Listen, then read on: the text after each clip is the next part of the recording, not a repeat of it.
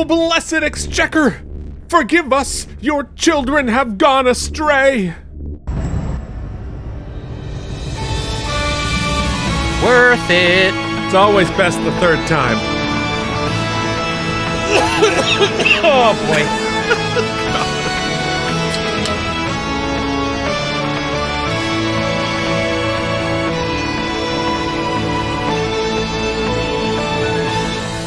What's up, everybody? Welcome back to Keith and Mike Watch Deep Space Nine. Today, we are talking about the penultimate episode of Deep Space Nine, Season 7, Episode 24, The Dogs of War. We're sitting here with our Ferengi Exchequer heads from the great Joshua Cronin, who sent this to both of us. So here we are. We've got our prayers done. We are ready to talk about the second to last episode of Deep Space Nine. How you doing, Mike? I'm doing good, man. It's weird.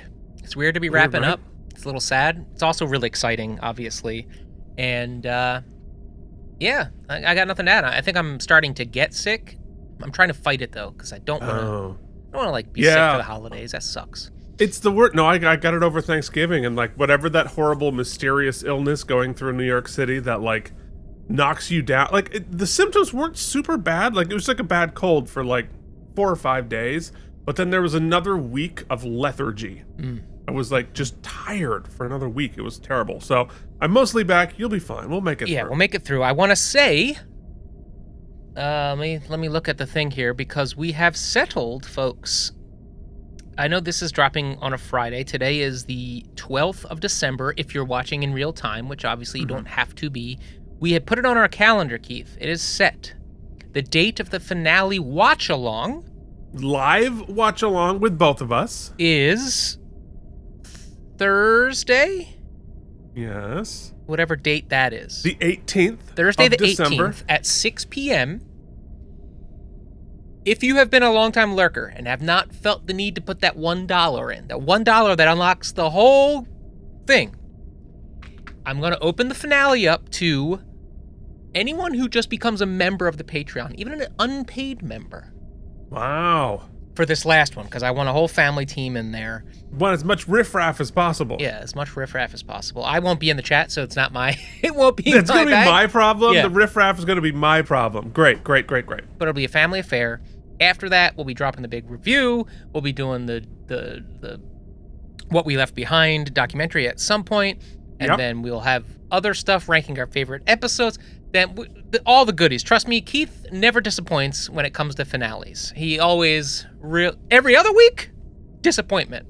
I mean, now you've set me up to fail. That's true. That is true. And then we'll get back to Strange New World. We'll finish that out. There's a couple episodes left to go. Season 3. And Season 3, yep. We'll jump into Voyager. And then we dive into Voyager. Yeah, I got to start building out Voyager. I can't believe we're going to... But that's going to be probably in the new year once we get through the rest of... I also got toys to open, folks. Joshua... We have toys to open. We have toys episodes we have to get done. Toys We've got lots of stuff going on. Yeah, so if you want to... so this is your last chance to, if you want to have us read anything or have anything before we review the final episode. So just send us those emails and, tickety tap. Yeah, look at my Star Trek toys at gmail.com. That's the one we check most. Look at my Star Trek toys at gmail.com. You can send it to me that Mike is not checking, so you don't have to worry about spoilers. So send that's, I guess, those the last thing, right? I hate to say it out loud. I'm going to say it, though, because we're so close, Keith. We're so close to have made it all of these seasons, and spoiler-free for me. However, I was telling Keith this story. I'll share this story about how on edge I am. I listened to the film cast and to a podcast I love. I'm sure many of you probably watch it as well. And I am not a highest tier subscriber to them. So I don't usually get their After Dark, which is their podcast for subscribers only, highest level patrons. But for the month of December, they're releasing it to everybody because they're doing fun stuff, And so I happened to be listening to one of their After Darks, and it just happened to be, what's one property, I think the question was like, what's one property you would love to see, like, somebody take on? Mm.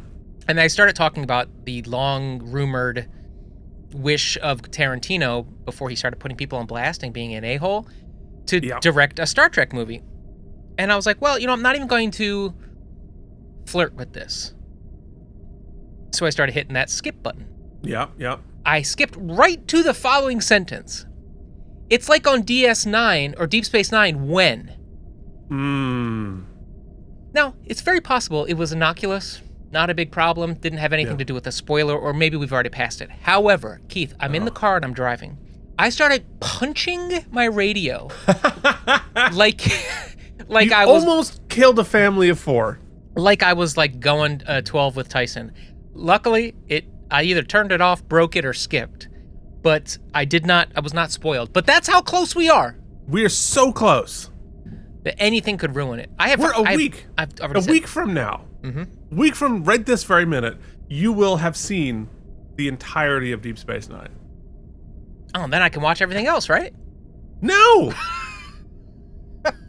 No, because then you got Voyager spoilers. I know. What's great is that since Voyager takes place in the same basic timeline, right, of Deep Space Nine? Yeah. I don't get any benefits. None whatsoever. Because Voyager, right at this minute in Deep Space Nine, is finishing season 5. Huh. So the 5 of those seasons went concurrently. Man. Which is interesting. And then it goes 2 more? Then it goes 2 more. Okay. And then Enterprise starts. We're going to be old as hell, man. Gonna be? Yeah. I mean, right. Come on.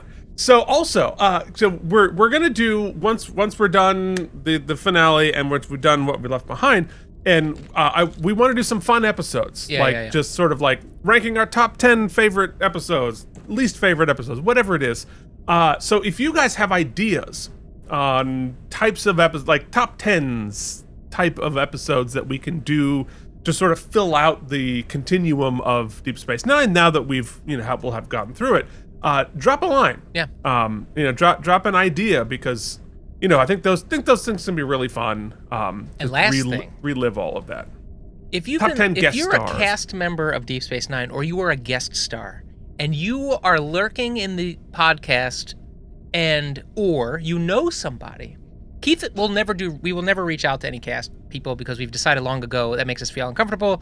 This is the first rule. Yeah. First rule of Fight Club is we don't bring in the cast. If you reach out and connect somebody who wants to be on the show for one of our special episodes, once it's all in the can, Keith, that way they don't have to judge us by anything. It's just a fun chat. I don't care about being judged. It just seems like a lot of work. You don't have to do any work. Let them know it'll be cash. Well, come on. Come on. Avery, I know you're out there. I know you're listening every week. The last person of all cast members of all Trek and all human history to do an interview would be Avery Brooks. So what a get! What a get!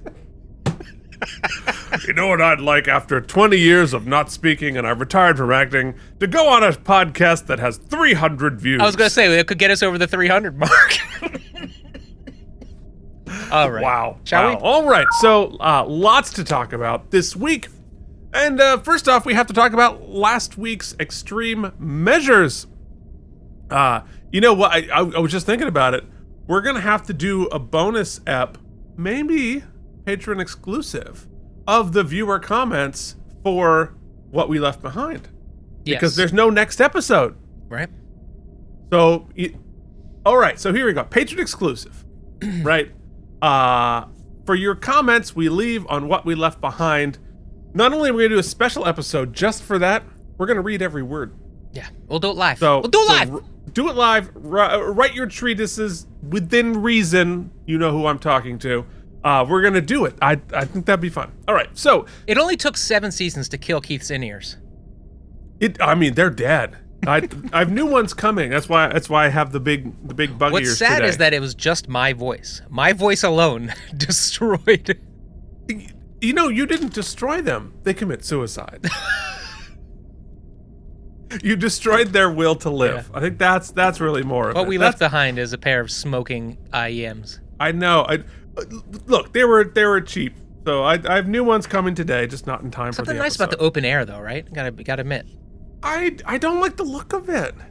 I'm trying to kind of keep it tight. It feels more like the It feels more like the evening news, you know? Keith, what I learned long ago is if you got fat headphones on, it slims the rest of you.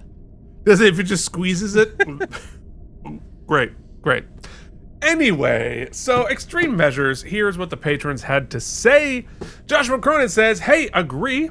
It is the weaker of the finale arc, but I do like the bromance of Bashir and O'Brien, and done in a great sci-fi way. It also lets us cure Odo by going through the storyline of retrieving the antidote. Personally, I liked it a little better than y'all. I'm going with 86 self-sealing stem bolts. Brian from Video Game Drive-By says, hi guys, yet another banger that managed to be a standalone while part of the big story. Way back in the beginning of my journey on this channel, that episode, Distant Voices, with Bashir getting old man in his brain, felt like a practice episode for something better coming along later. This is it. I love a good journey through the mind kind of episode. Next Gen had a good one in season 6 or 7. Oh yeah, the Riker one. Oh, that was crazy. Sloan earned his place as a great villain in this episode because they finally made him more human. You may not like what he does, but at least he makes sense. It's not hate, but fear that drives him. Great twists and inception before inception moments. I also appreciate that they aren't afraid to sideline some of the ongoing plots to let the story flow better. I wonder what the Kai is up to. Anywho, 90 stem bolts. And sorry if my response to the hater was more aggressive than necessary. Not at all. But what he says here I think is important. This is a safe space for everyone, and I felt like it was being attacked, and I got irrationally mad about it. Yes and yes. Agreed on both counts. May I interject? Yes. Brings up a great point there about the mind adventure of it all. Mm-hmm. Do you know what it made me think? Keith, this will be a little bit lost on you, but to friends out there. It would be the ultimate, it was sort of like a proto escape room. And it would be so fun to do, like for nerds like us, an escape room like that. Now you're trapped inside the mind, and you've got to find the whatever MacGuffin to get out. That would be a good escape room. Has there ever been a Star Trek escape room? I mean, I'm sure. I mean, probably not licensed by Paramount, but I feel like that would be a hell of a adventure. Why not? I was working. I've done a bunch of like prison escapes are a big one, and then you can do, you know, the milieus are like old, the mobs after you, speakeasy stuff. You know, milieus that are very global, but you don't see a ton of sci-fi ones. So it's probably the IP is the issue. But I worked with producers who did the whole immersive Doctor Who thing in London. And I've been trying to convince them to do a Star Trek immersive like whole experience that I would love to write, but an escape room would be fun. All right, Hibernation Pod says, wouldn't Bashir, after reading all of those spy books, have not anticipated a suicide mechanism of sorts? Yeah, fair enough. And you think he would scan him and look for little gizmos that might do that? Good budget episode. Oh God! Oh, it's the first time that's worked in like a month. Well done. Good budget episode, though. Keep your butt wipes ready for the next 90 cheesy Cardassian spy books. Hilarious. Keep those butt wipes. For the cat alone. For the cat alone. Oh, yeah, you got ass bombed. Was it last week or the week before? I don't know, but did I mention that I had to... I don't know if I told this on You told me. Oh, yeah, I'll tell it on the show. So, we had a friend coming over that weekend. And you might, if you were to watch a few weeks ago, you would have noticed that I went up and got the wet wipes, but then the cat disappeared. So, and then I had an episode to do. So, yep. And we had a friend come over that weekend, and the last thing you want somebody to do is like smell diarrhea in your house. I mean, you know. I mean, even a good friend. Even a good friend. So, I was sitting playing a video game on my couch, like my downstairs couch, and I was just catching like random whiffs of, you know. And I realized that 24 to 48 hours had passed since we recorded the episode and I wanted to wipe the cat butt. Then till I got to the cat butt. So... Cat sat in a lot of places. I had to go intervening inch by inch in my house and Febreze and carpet clean. I mean, I really went OCD on it because I couldn't have my friend Just imagine Mike on his hands and knees sniffing every flat surface in the house. Well, I didn't verify. I just cleaned everything rather than just like I didn't have to isolate the diarrhea smells. Although now thinking about it, I should have done that just to really commit to it. I mean, commit to the bit, man. Yeah. Well, and speaking of video games, like, because you talked about it, I couldn't stop myself. Gonna do another Red Dead 1 playthrough with the new remastered version. Although, honestly, it's not that much different from the previous version up to 4K. Yeah, maybe the locked 60 frames is a game changer for me. I barely even noticed that. Anyway, it's some people don't. It's like, I think, like the taste of what's the thing people can't eat, or it tastes like soap to them or something. Oh, like cilantro. Yeah, I think it's one of those things. I notice it in sports. I don't really notice it in the games. Anyway, YouTube viewer says, I like this episode on the whole. I really like the moments when Sloane realizes I've been outsmarted this time. This wasn't a perfect episode. The budget constraints show through. I can't get mad at the show creators, though. They did the best they could with limited resources. This is one problem I have with Season 7 that comes to light very starkly in this episode. Season 7 has a shortage in the quantity and quality of O'Brien moments. Miles O'Brien doesn't get a lot of screen time in Season 7, and we barely see his family at all. In previous seasons, O'Brien showed a lot more agency. When we do see Miles, he was playing the role of sidekick. Bashir could have gone through the mindscape by himself here, and O'Brien just gives him someone to talk to so he doesn't have to have his inner monologue out loud. O'Brien is basically a loyal but unimpressive sidekick of Bashir in this episode. Yeah, I think that's a fair criticism. I mean, I think that the point of having O'Brien there was to have their, like, friend moment, which was nice. But yeah, no, for sure. I would have loved to have O'Brien be part of the solution to that problem. I actually, putting the episode on the Voyager set seems like an obvious solution to their budget problem. Thanks, buddy. I actually like the part where Sloane has the awkward family reunion. It shows that Sloane isn't some soulless monster. He truly believes he is doing the right thing and he is being motivated by idealism. I think misguided idealists can be just as dangerous as ruthless pragmatists. Yeah, fair enough. In Deep Space Nine, most Federation-based villains are misguided idealists. I would say that the most of the Dominion qualify as ruthless pragmatists, though I guess the Vorta have a dash of misguided idealism. Dukat and Wim are narcissists, flavored villains that pretend to be idealists rather than ruthless pragmatists. That's a very good breakdown of all of that. I don't disagree. I'll finish and then I'll... Good episode. Warts and all for 85 stem bolts. And here's one more thought, but what's your thought? We talked about this last week, so I won't belabor it. But I think would have helped that, his read on Sloane, would have been had they delivered on the promise of the back and forth O'Brien and Bashir have in the elevator when turbo lift. When they say, when we go in here, it could be sort of a non sequitur blending of realities, in and out modalities, all that kind of childhood thing. Stuff. Yeah. That would have been better than two specific set pieces: the celebration of life or whatever they were doing, and the office thing. So instead of all these different things that could have highlighted those morality points, we just got two very specific ones, which make you think, okay, it just sort of doesn't work. 100%. And I think that's a time and budget issue, but I agree. What you're pitching is a much better episode.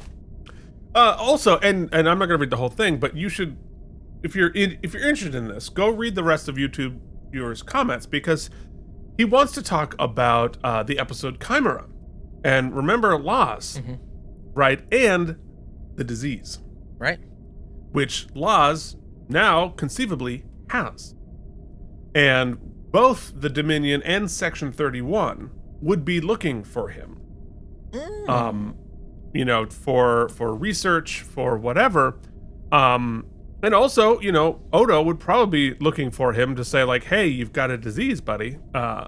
So as you got to contact your former partners once you got a little. It's funny you say that, because in this week I was thinking about, and I'm not making light of this, I want to make that very clear. I was actually thinking about Magic Johnson, and just as sort of a symbol of when you find out you have something and that you have absolutely given it to a bunch of people, what is your responsibility to notify them? What is how far into the Rolodex do you go?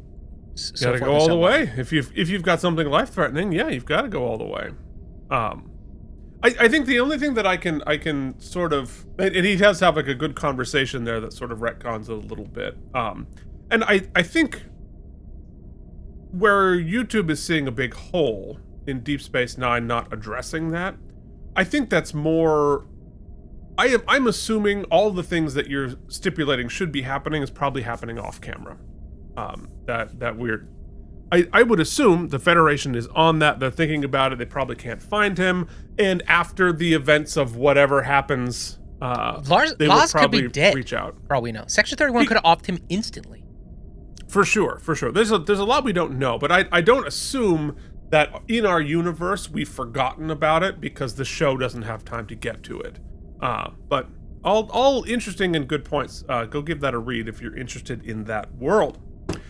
JD says, I'm not a fan of autistic train jokes, but that one was good, Mike. If you're gonna nail it, you better nail it. Did somebody have a really good time setting up the train around the Christmas tree this week? Yeah, this damn autistic right guy did. That might have been also the best Frankenstein joke as well. Can I say also? I don't remember. The highlight for me, probably for many. I'm not saying this puts me in any category. I'm just saying the highlight to any Christmas village, like when you go to a Christmas thing, Longwood Gardens or a Christmas anything display, is when you find that big ass, super giant train display that's going through all the things, and then people want to go look at all the lights. I'm like, why don't we stay here for the next 45 minutes to an hour and find every detail on this train set? Well, of course. Yeah.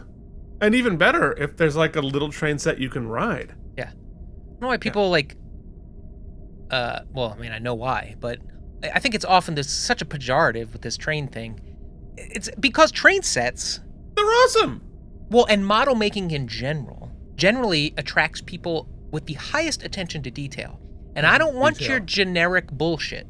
I want your highly stylized and detailed things because that's what I'm interested in. Yeah.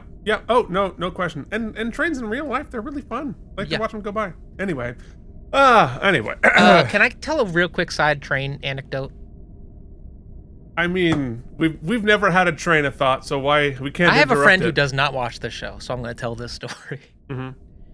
Big spider crawling in front of me right now. I'm going to let him live his life. So, I'm kind of on a take a break from singing right now voyage, but I have a friend who's always booking me on these like random things, and I think I mentioned the ABBA thing, right? A few years ago, this ABBA tribute. I definitely mentioned it on the show. We talked about it. Yeah. Your face belies the fact that I know for a fact we talked about it. No, I just wasn't listening to you. I was dealing with saturation. I can't hear anything you're saying. I'm just nodding along because I pulled my headphones out. But when you watch that whole sequence, when you listen to it back, that's going to be even more hilarious. Can't wait. Because you said you don't listen when I talk, I'm sure is what you said. I was saying I wasn't listening when you were talking. Keith and Mike not listening to each other since 2000 whatever. So, this Mamma Mia thing was basically because he was booked potentially on...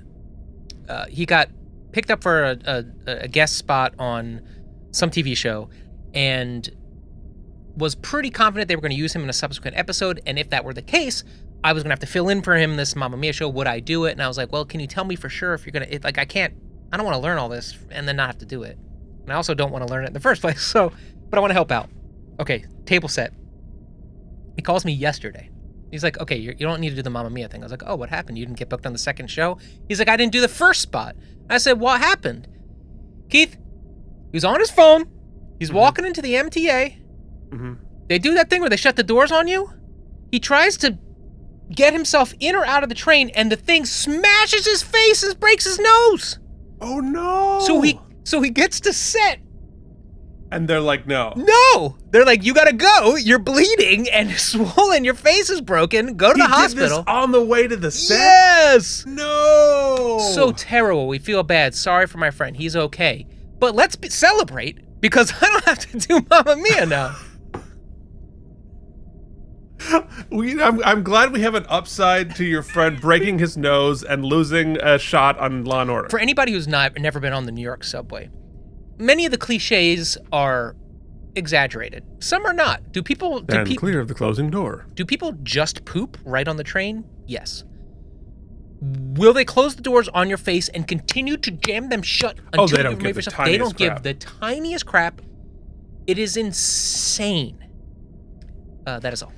Yeah, there it Deep is. Space Nine. Deep Space Nine. Yeah. Who's that? Oh, JD's still going. So It's always JD. I just we are his comment. 2 sentences into JD's comment. You know I love you, JD. So as far as I know, nothing in Star Trek has changed any fundamentals about physics. But there is also the fact it's a TV show. Yeah. And if taking the realness out of a show where a woman has a worm in her stomach that used to be inside another woman's stomach, and the worm remembers about a dozen different people's life, what they did in life is right up there with saying it's super realistic because it has a talking donkeys and a snake convinces a lady to eat an apple. If someone gets the physics a little wrong, are you really going to excise your whole appreciation for the show? Shots fired. Wow. I feel so special to say I am not RAM limited. Might be the most ovine thing ever said to me. All I will say is due process is an inalienable right. And if you don't comprehend what inalienable means, that's a you problem. I want to write an essay about this, but it's in response to Bung Monkey, so I'm just going to say go read some John Locke and get back to me. JD, come at me, bro, if you still don't understand. Yeah, fair. Hard agree. Holy cow, that trivial trivia transition was flawless. It only took 7 seasons. Never gonna happen again. No. That Odo version of the episode sounds awesome. But for basically 6 years, we've been getting teased with the Bashir O'Brien duo episode ideas, and then they never delivered. Think the World War II pilots, Vix or the Bond thing, even the Alamo. But this finally delivered, and it's fantastic. It's a fantastic Trek version of Lethal Weapon, and I am all here for it. Dang, I really liked that Quark Odo scene that they cut. I would have cried at that. Me too. You didn't cry when Keith and I did it? I mean, I did. Claymation Mike needs his own podcast discussing the day-to-day life of the island of misfit toys.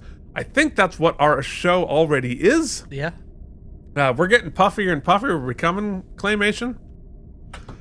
I do think that Sloan felt like he was Bashir's mentor, and that's why he was being so warm, because it was true.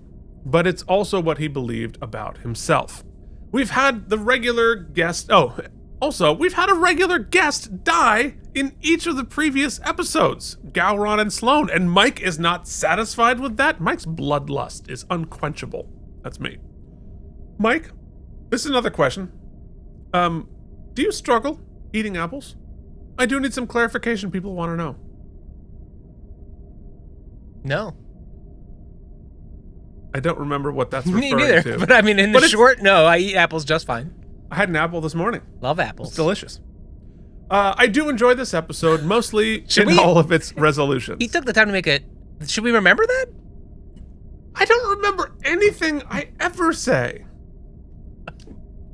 Like, the only reason I remember anything we ever say is the comments. When people comment on what we said, and then I can try to piece it back together. And, like, you know, it's my brain is like Sloane's brain after I took the suicide pill. I'm trying to, like, take the pieces. Yeah, but I eat apples are great. Are you sending me Larry and David's? No, Larry David is a comedian. What is it? Larry and Harry? What are the people who send you fruit? What? It's like edible arrangements. There's like a fancy edible arrangements, and like you send Harry and David, I think it's called. Larry David? Harry and David?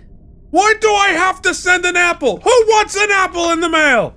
Nobody wants an apple. It is Harry and David, gift basket delivery, fresh fruits and wines. So my company used to send me apples and pears, and they were wonderful. I love an apple, love a pear. It's very expensive to send. Good ones. I'm sure that it is. Larry David not involved in this whatsoever. I just get them at Costco.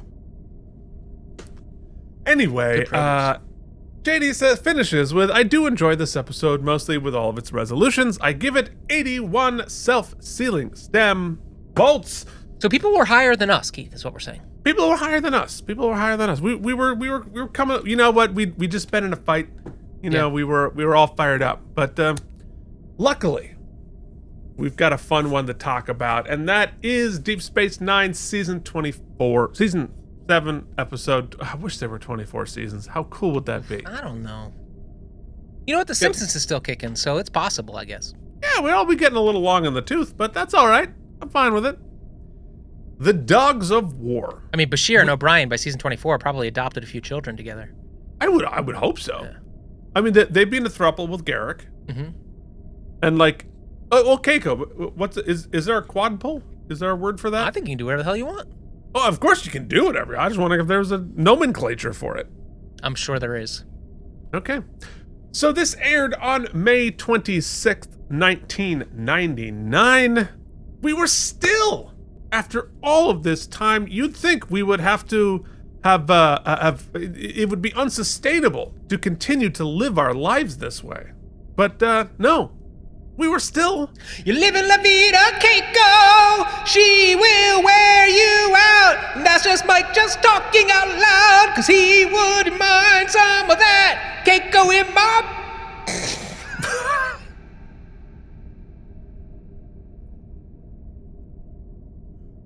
But it's all consensual and respectful. Finished. Where would you like Keiko to be, sir? In your Barnes and Noble, reading lovely poetry with me. Maybe some Dickinson. Maybe some. That's the only poet I know. Dick. Angela Dickinson. That's not even a name. I've loved you since the early days of the show. I love you 'cause you make my Emily Dickinson grow. Should we move forward? I just want you to sit in that. I wouldn't mind that either, man. Come on. I love Keiko is what I'm saying, okay? On, not in. All right, anyway. I like my wife, but I love Keiko. Just kidding, Chancellor. She's right upstairs, dude. She's like, what are you shouting? Mike, would you like a shovel? You can Puerto Rico!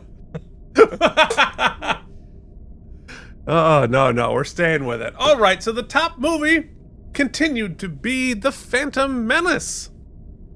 Still on the top of the charts. That's one of the few that I did go see in the theaters. I remember it very specifically. What's that?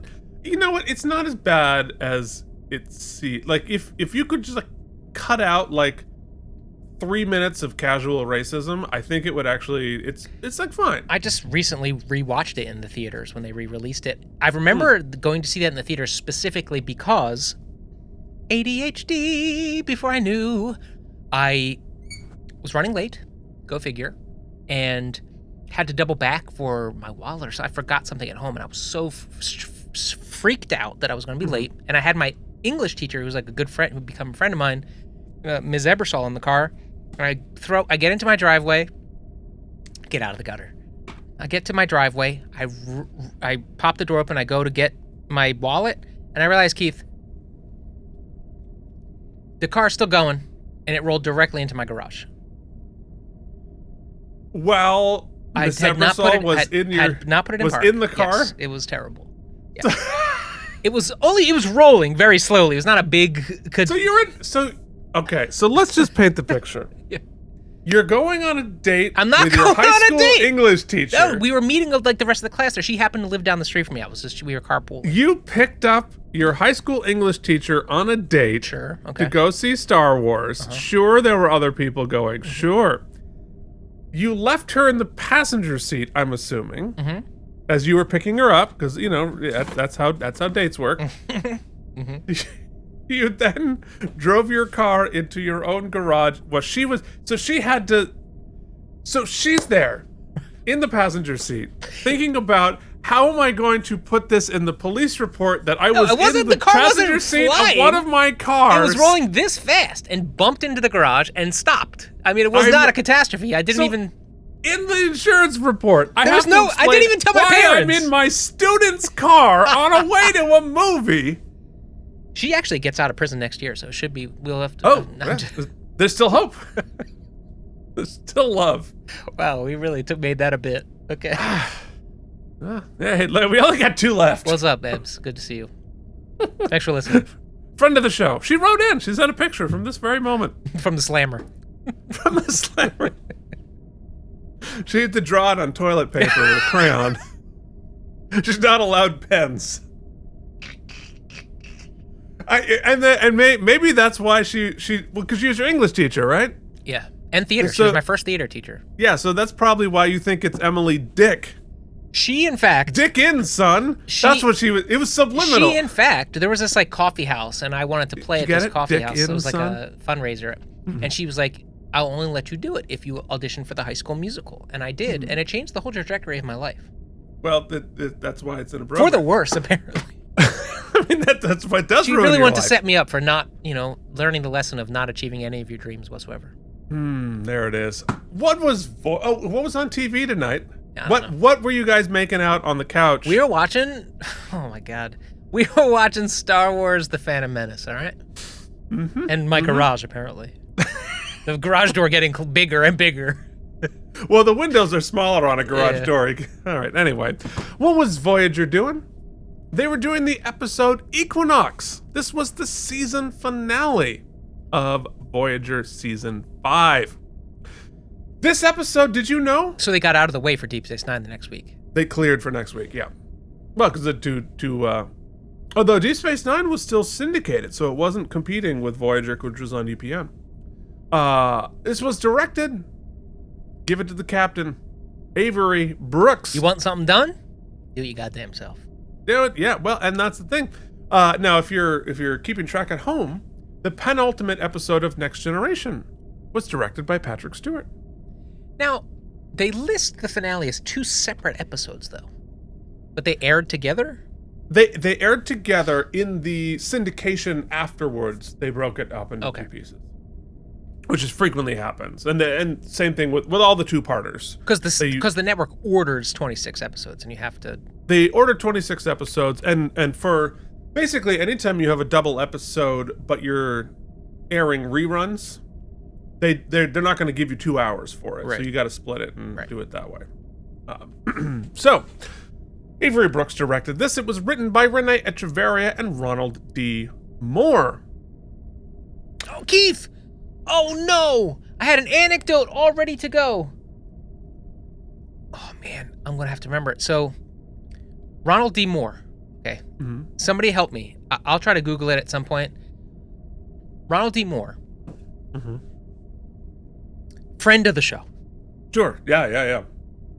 Legendary. Ronnie, what's going on, Ronnie? Is either writing a video game or a movie or television property airing currently or about to air that I'm really excited about. Oh, yeah, probably. I mean, he created Battlestar. Am I right? I think he's the one who did Battlestar.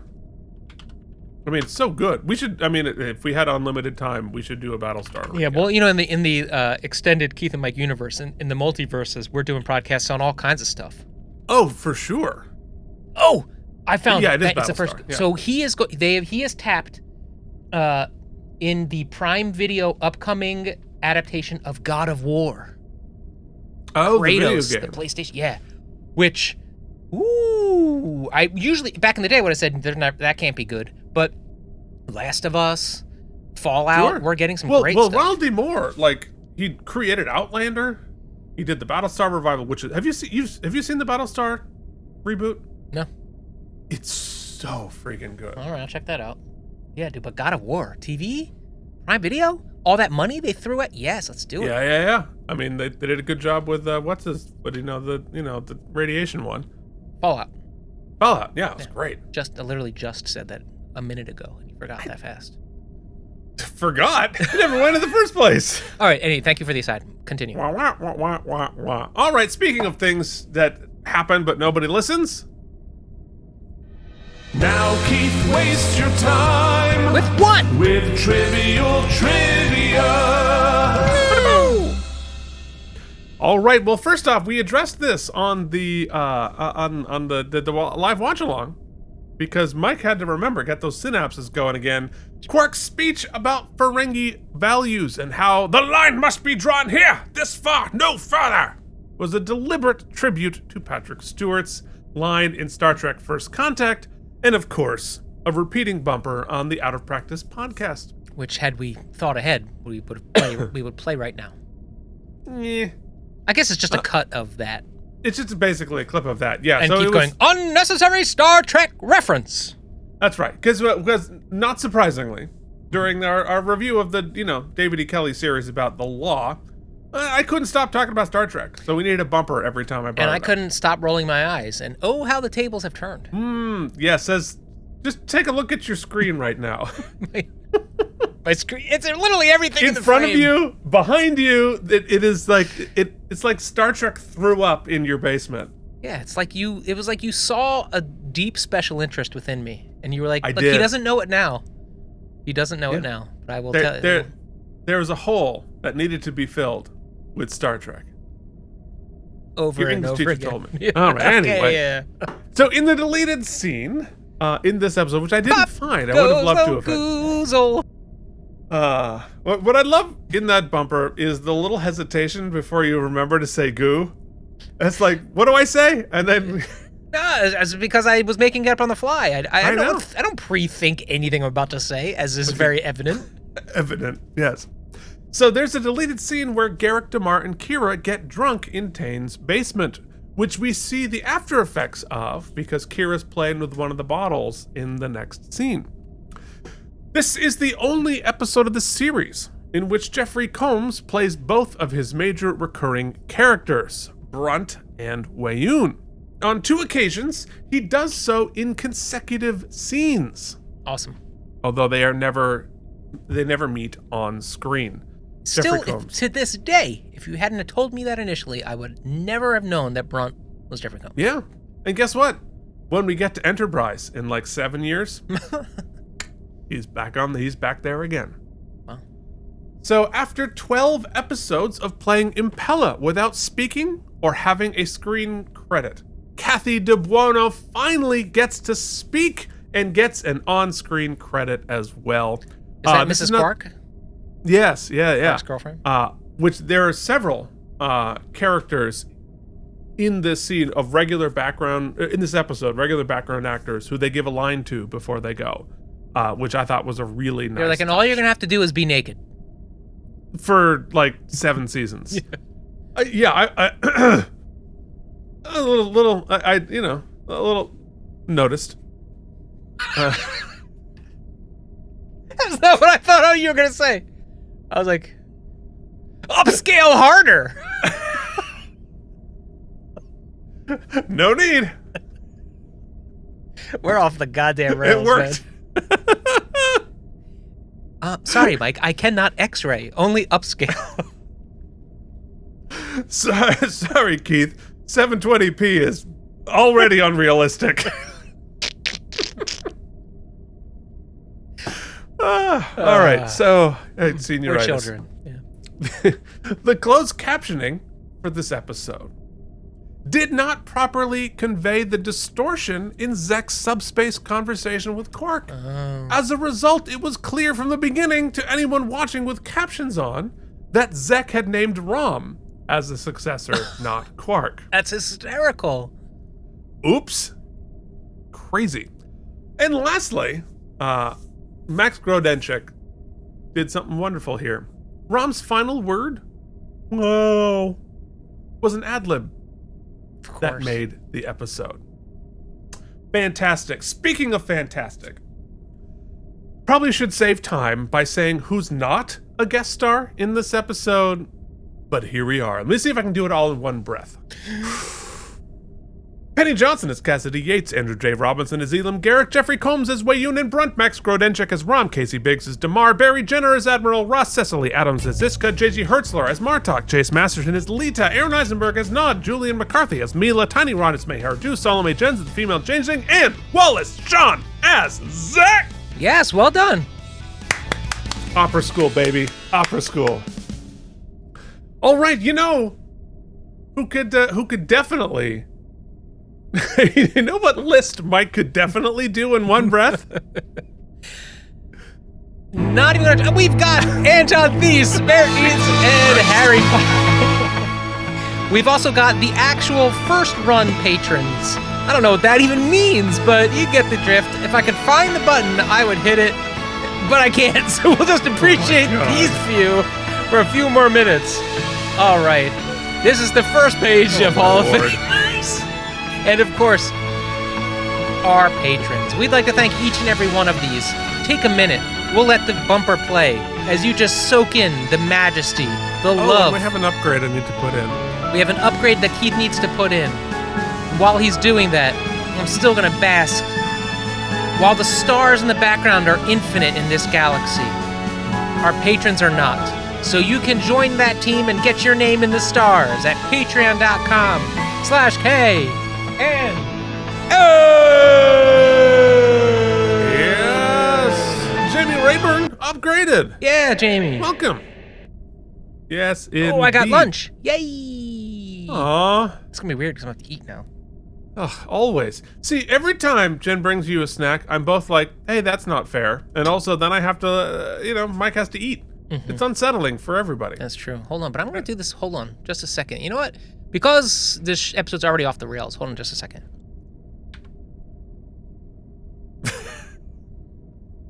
Okay. That should do. All right. Now I'm just going to go ahead and this up. Keith, what else? Inside Mike's mind. What else? Tell me, what are you most excited about in the in the I'm upcoming gonna holiday tell season? you what I'm most excited about once you're done your objective here, because I know this is you've got some important work. Oh, that's so great. And the answer to get it lined up, exactly right. You're not right. Gotta move up. Gotta make it bigger. It's too small. Gotta zoom in. I think it's gonna be good, okay for what I need it for, because I'm gonna pop hold on. it Get it. behind. Get No, it. okay, yeah. Get it lined up. Get it perfectly. It doesn't need to be perfect. Is it 'cause perfect? I can just go like this, right? And now. It's Oh, there just you fine. go. Yeah. Okay.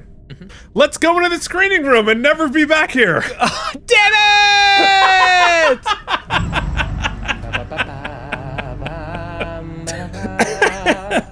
That abused me far too much. You did that on purpose. You. Of course I did. Well, you know what that means, everyone. Oh, that was funny. You really got a kick out of that, didn't you? I really did. I enjoyed that far too much. Yeah. Okay. Well. That was a ridiculous amount to enjoy that. Although you know what's problematic is that. Yeah. No, that's me. Okay. There we go. Oh, there we go. Yeah. All right. Yeah, For the, okay. literally 1 minute, it's gonna take me to eat this, but. Oh yeah, no, but like, we're all here for the ride at this point, right? So, Hold on. I'll cut this in post. It's. you ever wonder what it's like to work with Mike? Oh, now you know. This is it. This is it. All right. Okay, so Deep Space Nine, Season 7, Episode 24, The Dogs of War. There's only 2 more episodes to go. And we begin in our teaser. Guess what? Everybody is super excited because someone is about to arrive, but we don't know who yet. Bashir and Ezri are still naturally awkward together, but Avery, go back one shot. Avery does something really cool. It's such like a director technical flex here, because he has somebody beam in to a moving image, which if you think about so much of Star Trek, you have to sort of like have somebody stand there, then walk out of frame to a blank frame, and then they cross dissolve and they beam, sort of that way. But in this case, they actually had somebody beam in while the other image was around, so they had to cut around it. It was an impressive flex that today was nothing, but back then that was a really cool technical thing, and it really added to the sort of action of the scene as it was happening. So O'Brien and Worf gossip about Bashir and Ezri, but then she arrives. And guess what? It's a new Defiant class ship. They have given Cisco the San Paulo, and Admiral Ross hands over the ship. How did you feel? We have another ship. The Defiant has been replaced. Yeah, I don't know. I mean, I suppose we're gonna use it so that we're gonna need it, but it did kind of lessen the loss a little bit for me. For sure. Although, by the way, on the screen there, all of those names are people who worked on the show and Yeah, people it's great. who helped develop the thing, which is pretty cool. You see Gene Roddenberry there on the bottom right. Who did we decide? Remember, we had our own name for it. It was during the watch along we came up with our own name for the show. Yeah, I can't remember. It was a funny joke. I have no idea. Yeah. I'm sure it was a good joke. Our jokes are ephemeral, it turns out. Oh yeah, for sure. Yeah, so another sort of piece of behind the scenes trivia, they were gonna, and I think this would have really helped, name it the Defiant A, like the Enterprise A, B, C, D. And the only reason they didn't is because they wanted to reuse their assets from the previous Defiant and they couldn't change it. They didn't have the budget to change the A on the end of Defiant. So we will get to actually be on it. We're on it right now. Oh, I mean oh, yeah, I guess that does make sense. I meant shoot it and stuff. Yeah. Well, we saw the externals of it already anyway. But I think it would have helped if they had made it the A and there had been some more visual changes to the outside of the ship. There are some changes to the inside. They changed the carpeting, which they talk about. So there are some subtle changes internally, but I wish they had the budget and time to call it the Defiant A and add some external upgrades to it. Unfortunately, we beamed that guy on, so now we can't. That's true. Yeah, exactly. It was too expensive. So, like I said, there are some subtle changes to the bridge, but it's very much a replacement for the Defiant, to the point where Ross allows them to rename the ship the Defiant again. Woo! There are some important changes that they didn't need to have the budget to change, and that is they figured out a solution to the Breen weapons. So this new Defiant is ready for battle. Sisko takes his rightful place at the captain's chair and introduces himself to the ship, which I thought was a really cute moment there. Yeah. Meanwhile, Damar, Garrick, and Kira have taken their stolen Dominion ship back to Cardassia, of all places. Damar has some Cardassian allies that have pledged their support and to the cause, including 500,000 soldiers. So a really big get. But when they beam down to the planet to meet them, it's a trap! They find that one of their allies has betrayed them, and they have all the rest of them that they were going to meet have been killed by the Jem'Hadar. Then they call back to the ship to escape, but they find that it also is being attacked and it has been destroyed. Big action, big fire. That's a great screenshot. Maybe that's a good one for the thumbnail. So yeah, this leaves Kira, Garrick, and Damar no choice but to flee to the only safe place on Cardassia, Garrick's childhood home, and with his old friend Mila, their housekeeper. And they all lived together with Anabran Tain back in the day. And the patrons had I think it was JD, but a couple other people, speculating, and I think it makes a great deal of sense, that Mila is actually Garrick's mother. Mm-hmm. And that, because we know Anabran was not allowed to admit that Garrick was his son. He was obviously, born out of wedlock. And the housekeeper, who stays loyal to take care of Garrick, seems like a pretty logical. I like that. Lock and load it. I think let's go with Mommy Mila. So Mila is willing to let them hide in the basement and get them a comm unit, but she makes them clean the basement, which is hilarious. Ah, the glamour of being a revolutionary. Can you imagine if we had to hide out in our childhood basements? That'd be awesome. I love my basement. I agree. I had so much fun there. We're basically hiding out in our adult basements. I mean, absolutely. Not basically. We're at 100%. I mean, to be fair, our adult basements are big improvements over. I have to say this because it was so satisfying. So, if you guys aren't watching Pluribus on Apple Plus TV, holy crap, the new Vince Gilligan. Anyway, so Jen keeps coming home late and she wants to watch it.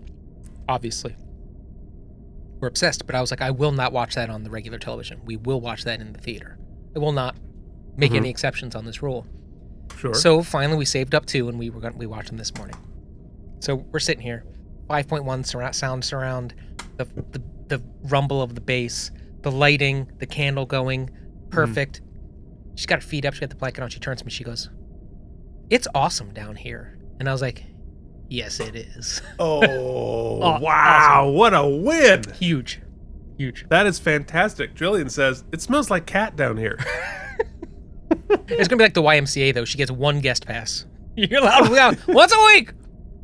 Yeah. Here's my toys. My childhood basement, which I spent most of my time, still had a concrete floor. Ours was finished, but in fact, it was over-finished. Like, see this pole I got over here? My dad had it carpeted. My dad's aesthetic. Your pole's carpeted. My pole's not carpeted. It's got rope all the way around it. No, this is like carpeted. Well, and he had gates and chandeliers. My dad was... Or an odd time. My dad's aesthetic was an atrocity. My dad's aesthetic was a mix of like Trump meets Olive Garden. That's saying the same thing. Where's the distinction? Well, Olive Garden has a little more nuance. Exactly. Olive Garden is somehow less tacky. Yeah. Anyway, back on the station. Odo is back to full health, but Bashir has to break the news to him that Section 31 was the one who infected him. They used you as a carrier, hoping you'd pass the virus on. You were never meant to develop symptoms, but it appears that a mutation in your Odo says, I don't care what they meant to kill me or whether they meant to kill me or not. The bottom line is the Federation set out to destroy my people. Now, 31 is not part of the Federation. It's a rogue agency that don't split hairs with me, Doctor. They used me as an instrument to try to commit genocide. We may be at war with the Founders, but that is no excuse. I love Odo's reaction with this, and I love that everybody clocks what this is right away. That even though they are at war, there are rules to war, and genocide not acceptable under any conditions ever. I mean, it's not a one-to-one analogy, but and we keep using we always use the Nazis ubiquitously as like bad guy, ultimate bad guy, right? Final boss. It used to be. So, this is like blowing up the would you kill baby Hitler into would you kill Hitler at the expense of killing all of the Germans? All of them. Yeah. Every German. I mean, right. It's not one-to-one, like I said, but like basically, and the answer is, it's pretty clear, right? No, I would not have done that. Even if that was...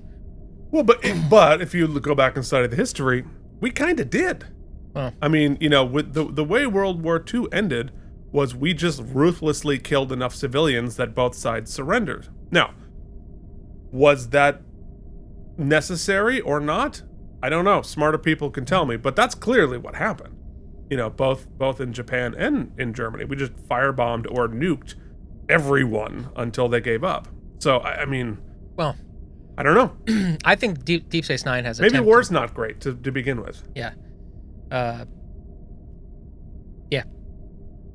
There it is. Hot take. And I do like that his anger is... Bad. I mean, his anger gets exacerbated later, but... Yeah, the conflict in Odo here is really interesting. We knew it was coming. Yeah, absolutely. And what I love with both the writing and the direction here is this argument continues seamlessly. He asks a question to Bashir and it's answered by Sisko, because they seamlessly go into another scene with Sisko, who tells Odo that the Federation has decided not to give the Founders a cure, which was one of the questions that you had. Mm-hmm. Is the Federation going to give the cure? No. Odo is naturally pissed. Now, Sisko understands why Odo is pissed, but he agrees with the Federation's decision that there are millions of lives at stake here. But then, Sisko finishes it with, Odo, I wish I didn't have to ask this, but I need to know that you're not going to take matters into your own hands. And the stage directions are, Odo stiffens, which is what happens. Says, you have my word. That's all I wanted to hear. And Odo says something, I think, really apt here. Interesting, isn't it? The Federation claims to abhor Section 31's tactics. But when you need someone to do the dirty work, you look the other way. Tidy little arrangement, wouldn't you say? Yes, it is. Technical awesome thing most people won't note.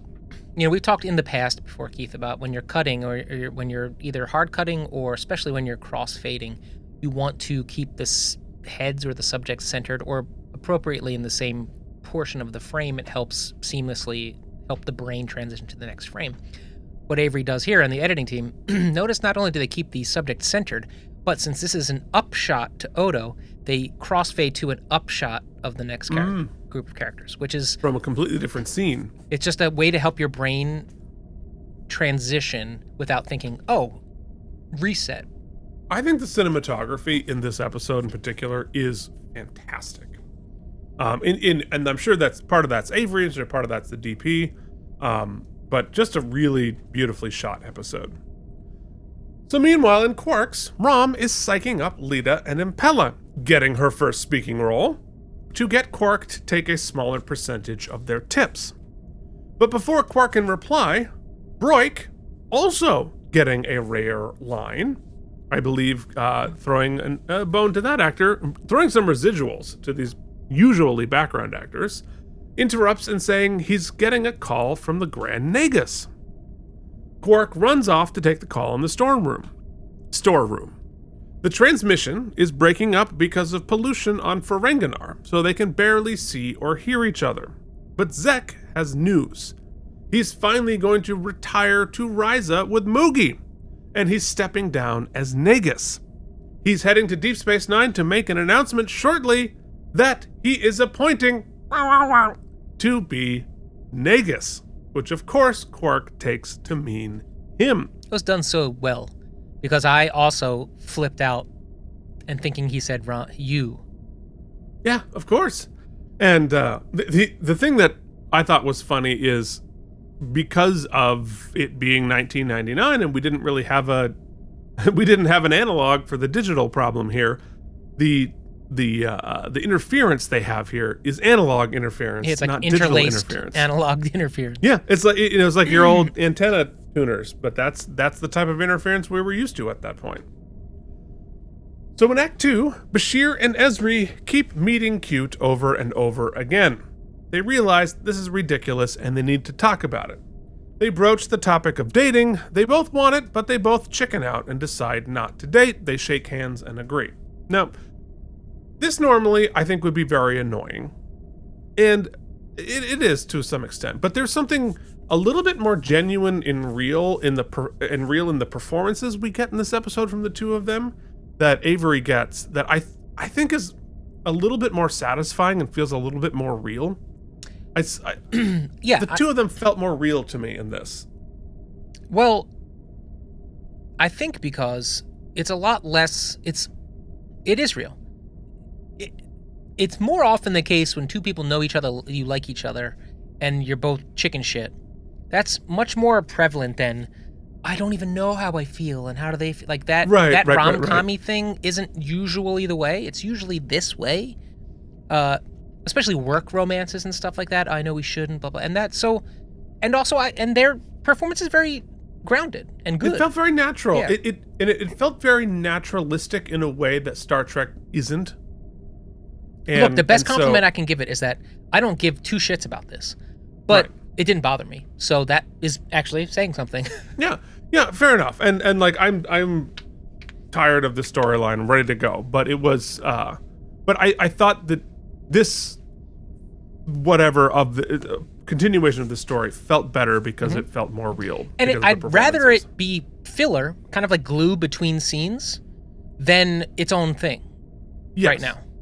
No. And the way they play, and then its inevitable conclusion, which we'll get to, the way they play that off with Worf is worth, the juice is worth the squeeze on that joke. Got a good laugh, for sure, for sure. So Quark, of course, is gloating in the bar. He's going to install a solid gold Trump toilet. Hilarious. Impella, of course, immediately starts hitting on him. But then, Brunt arrives. Uh-oh. He's heard rumors that Quark is taking over. And once Quark confirms it, he immediately starts aggressively sucking up. On Cardassia, Weyoun does a national broadcast announcing to the Cardassian people that Damar's entire resistance forces, all 18 bases, have been wiped off the map. They looked at that screenshot too. That good screenshot? Yeah, exactly. And of course, all of those were footage from previous episodes. They didn't rebuild it. It would have been too expensive, but I thought it looked great. But more importantly, he announces that Damar himself has been killed. Now, this, of course, is news to Damar, Garrick, and Kira still hiding in the basement. But for them, this is still devastating news. All of their friends are dead, and they are stranded and alone. Now, there's something I want to drop here. I think it's better for our final discussion. I'll let it go. I'm going to remember somehow. Sure you will. So, in Act 3, Brunt is now giving Quark a pedicure and bribes him to be appointed the new financial advisor. This is great news for Quark, but wait, what? Brunt, he's gonna wants a Brunt explains that there have been a lot of changes on Ferenginar since he was last there. Before leaving office, Zek and Moogie have become the FDR and Eleanor Roosevelt of the Ferenginar, and building an entirely new economy and a set of social services. You haven't been keeping up with the latest reforms, have you? Zek instituted a progressive income tax 3 months ago. You call that a reform? That goes against the very spirit of free enterprises. Why do you think they call it free? Well, the government needed revenue to fund their new social programs. Wage subsidies for the poor, retirement benefits for the ages, health care for the... Stop! No more! I had no idea things had gotten so bad. This is all Moogie's doing. She's polluting Zek's minds with the notions of equality and compassion. Whatever happened to survival of the fittest? Whatever happened to the rich getting richer and the poor getting poorer? Whatever happened to pure, unadulterated greed? I mean, Quark's basically just doing the Republican platform until Trump. So Quark pledges to undo all of the changes, but is disappointed to discover that there's also a new Congress and a separation of powers.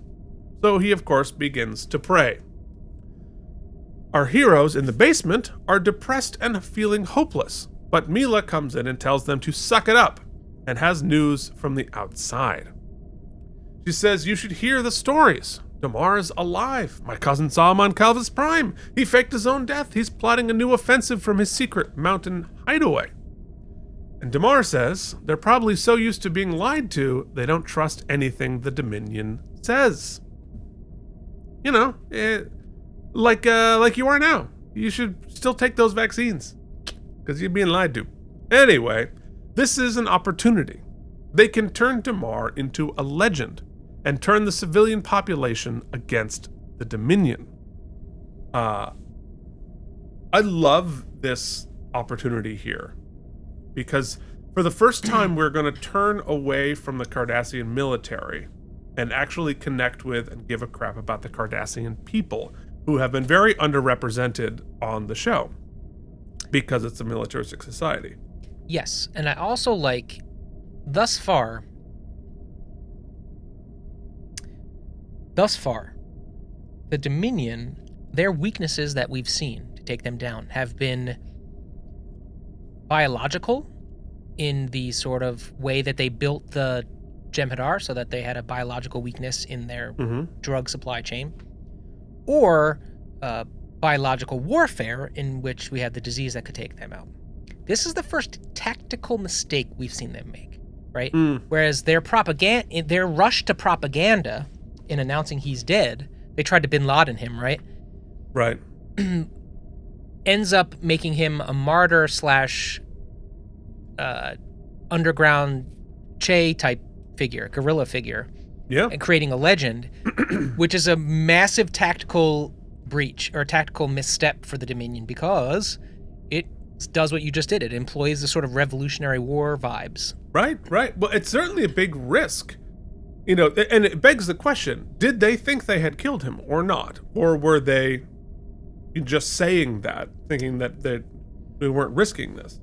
That's hard to say, because anything I know of the female changeling, the leader of the Dominions, she would need proof. She ain't here to suffer fools. Yeah, it is. But I could see Wei Yun say what she wants to hear to her. Oh, for sure. And the overconfidence. Oh yeah, well of course we got him. We killed everybody. Without actually. Oh, I forgot. And in a lot of these cases, you wouldn't be able to tell. Look at this cut line. Patreon.com/K&M. You see, I'm puppeting his mouth, you see? Oh! I couldn't see. You had no idea what I was doing. I was like, what? And so while we're here discussing the second to last episode, you're like, I wonder if I can make his mouth move. Yes. Okay. Welcome to my head at all times. Oh, yeah. That's fun though. You got to use that for something. So, meanwhile, Weyoun introduces the new puppet figurehead leader of Cardassia to the Founder, who was no longer even trying to hide her disease, even from the Cardassians, which is interesting. She's concerned. The Federation has discovered a way to fight back against the Breen energy weapon, so now she feels she has no choice but to fall back. She's ordering a strategic retreat of our forces into Cardassian space. We'll establish a new defense perimeter along this line. With less territory to defend, we can concentrate our forces and hold off any attack, if the enemy attacks at all. Once we've established a new perimeter, we'll redouble our shipbuilding efforts and increase the production of Jem'Hadar troops. Retreat may extend the war by several years, but in the end, we will emerge stronger and in a far better position to take the Alpha Quadrant once and for all. So it's interesting here how quickly they went from having the advantage to not having the advantage. Mainly because their advantage was technological. Well, they also... Yeah, go ahead. I mean, the scene also foreshadows what I think they're trying to sort of set up as the ultimate second blunder, because they're saying, you know, we open ourselves up to attack, and they're saying, well, they're very they're sort of calling our bluff, saying that the Federation is generally conservative in these matters. Yeah, gonna be too meek. So clearly they're foreshadowing our decision at the end, which is the final, right? We're at checkmate. Here we are. It's got to be the final offensive. Well, we're gonna win or lose. Yep. There's no doubt. But yeah, and I think, but before that is their larger mistake, and that is not pressing advantage when they had it. Mm-hmm. When they had the Breen weapon that could wipe out the Federation and the Klingons kind of easily, they was terribly foolish not to do a full press and take Earth. Also, it's interesting that, and it shows, speaking of tactical, I don't want to say missteps, but so we obviously want the war to end as fast as possible because then less people die, right? Limit casualties. Right. By purposefully extending the war several years, you're obviously saying, you know, you're opening up a trove of more casualties to come. Right. They don't seem to care. Well, they don't care for two reasons. One, they don't consider their soldiers to matter. Right. And two, they live forever. So what's 4 years to a changeling? Cardassians don't. They don't care about the Cardassians. I know. I know that. I'm just saying it's highlighting that. Yeah, for sure. So in Act 4, Quark is horrified by the changes to the Ferengi Empire. Did you know the Congress of Economic Meddlers actually passed legislation making monopolies illegal? What is the point of being in business if you can't corner the market and gouge your customers? Netflix, Warner Brothers, Paramount?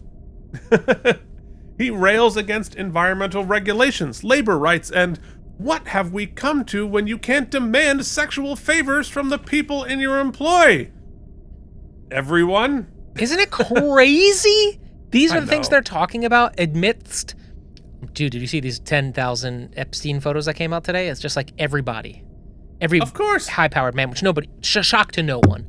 Shocked to no one. Which is his last point here, which you think would be the most salient point. But no, how chef's kiss is it that we're watching this episode very legally while Paramount is trying to do a hostile takeover of Warner Brothers under the nose of Netflix. I mean, it's just insane to me. Yeah, well, I mean, and it's like this, all of this talk that, you know, constructing the Ferengi Empire, basically standing in for Reaganomics, right? And at this point in 1999, we were at the end of Clinton's second term, and we had been in a wave of pushback against Reaganomics, and now here we are today, where we've gone 10,000 times harder in that direction, and it's crazy how relevant. It was making me laugh. I meant to make the joke on the stream, but I just forgot. I was also trying to do too many things. You had made a Batman joke, because I was saying that Damar is like, and you were like, I'm Batman. I'm Batman. And I was like, if Paramount was to actually win in that hostile takeover, the people that own Star Trek would also own Batman. Yeah. How crazy is that? Well, I mean, it is sort of mind-numbing to think that the people who own, that Peter Thiel owns Star Trek, like the right-wing corporate raider going against everything that Star Trek stands for, now owns the IP. Grim. Yeah. Grim. Yeah. Grim. Anyway, that's why we look back on this show. Yeah, that's right. They're going to go back and they're not going to spend the money to go back and give it in HD. They're going to spend the money to CGI. Quark changes Frank and her back. It's exactly. The Federation's going to be for profit. Yeah. Exactly. So, but in this conversation where Quark is railing against all of these things, Rom has only one objective: to get Quark to sell him the bar. Which, distracted by his rage monologue, he does, and at a reasonable price. Rom is delighted. Quark realizes, I've gone soft, and I'm going to do something about it. This disease has to be stopped before it destroys everything Ferenginar stands for. If Zek wants me to be Nagus, he's going to have to let me do things my own way, or else I'll turn down the job. I'm not going to preside over the demise of the Ferengi civilization, not me. The line must be drawn here. This far, no further. And this scene also has great camera angles. Like he does this far, no further, almost straight up into the camera. We get a couple of angles here we don't usually get of the set. And Avery, I think he did that last time. I wish they had done that more, because we have this incredible set that we only really see 4 or 5 static angles of each set piece for most episodes. Also, I just love that if you really you go super meta with it, which I think visual storytelling is about. As you know, Keith and I have been working on something recently, and it as silly as it can sound, these tiny little decisions, even as cheesy as they may seem, are really important to visual storytelling. And we talked about the upshots before. Here's another example. Sure. So they're having a conversation, and Quark is talking about how it's all bad, and then Rom is giving the sane counterpoint, but they're together upstairs. The second he decides to take the moral low ground, they have him descend.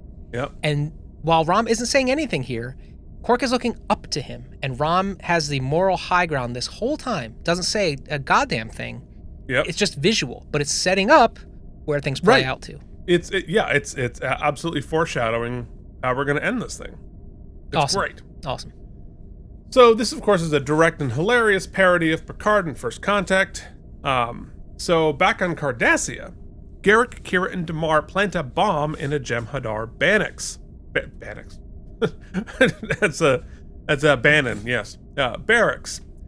So Garak is accosted by a guard, and Damar is forced to reveal himself heroically. I'm Batman. The fight begins, and Garak stabs a dude in the throat with a knife. Vicious. What needs to be done needs to be done. The bomb goes off, and fire goes everywhere. It was a big series of explosions there. Lots of good practical fire. Love it. And from the ash and the dust, Damar calls to the Cardassian people. The Dominion told you that the rebellion had been crushed. What you have seen here today proves that it was a lie. The fight for freedom continues, but it will take place here, in the streets. I call on Cardassians everywhere to rise up and join me. I need you to be my army. If we stand together, no one can oppose us. Freedom is ours for the taking. Freedom! This, of course, came out 5 years after Braveheart, which is what they were referencing there. But also exciting. Awesome. Right? Like, what a cool moment there. And just like Kira being a full Jedi is my favorite thing. Yeah. Jedi Kira, I'm here for it. Jedi Kira. Yeah, any type of Kira. Yeah, Mirror Kira? Jedi Kira? Mirror Kira? Mirror Kira? Fine. Yeah, great. Back on Deep Space Nine, Bashir and Ezri run into each other on a turbo lift and finally give up the ghost and start making out. They arrive on Ops, still making out, and Worf, hilariously, just closes the door and sends them back. Worth it. But go back and watch, because the turbo lift in Jolts. this super spaceship, just like, it's just, like if that happened on an elevator, you would poop yourself. Thinking that the elevator was going down. Not the ideal makeout. And they were able to keep the lips locked while they probably knocked out her 2 front teeth. Very funny. Did Bashir and Kira get divorced during the taping of the show or after? That's a good question. I'll find out. I don't really know. It's none of my business, let's be honest. I think they were still together until after. But then, Zek and Moogie finally arrive on the station. And we reveal what happened during Chekhov's static. What'd you find out? All right, hold on. Let's. Yeah, you're right. Okay, so interestingly, when the show started, she was married to somebody else. Right. Got divorced in season 1.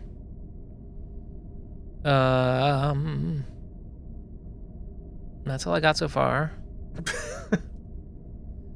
Good stuff. They divorced in 2001, 2 years after DS9 wrapped. Got it. Okay. So let's get to the important stuff.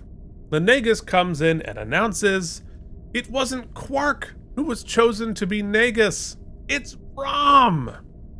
A new Ferenginar needs a new kind of Nagus, a kindler, gentler Nagus, and that's you, my boy.